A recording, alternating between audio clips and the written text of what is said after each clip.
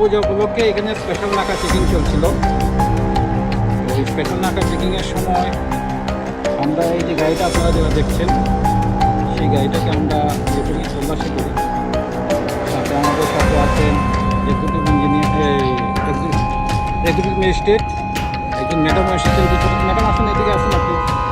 একজন শিক্ষিকা মহিলা আছেন এখানে। তো যে সময় আমরা চেকিং করি, ভৌমিক বলে আগরতলা একজনকে আমরা ইয়ে করি, টিফিন করি এবং গাড়ির মধ্যে প্রায় 230 কিলো গাঁজা পাই। আমরা ধর্মনগর থানাতে একটা এনডিপিএসের কেস নিয়েছি।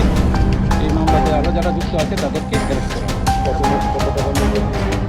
প্রায় 30,000 টাকা 1 কেজির দাম এখন বাজারে।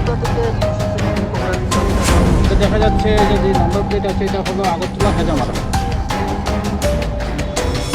আর অভিজিৎ ভৌমিক, অভিজিৎ ভৌমিক। স্যার কিছু নাম্বার প্লেটও পাওয়া গেছে এখানে। হ্যাঁ, এটা ইম্পর্টেন্ট। এই গাড়ির মধ্যে আমরা আরও দুইটা নাম্বার প্লেট পেয়েছি যেগুলি ফেক। তো সেই নাম্বার প্লেটগুলি যে সময় গাড়িটা আসামে যেত তখন সেই নাম্বার প্লেটগুলি লাগিয়ে দিত। তারা পরিকল্পনা করে যাচ্ছে।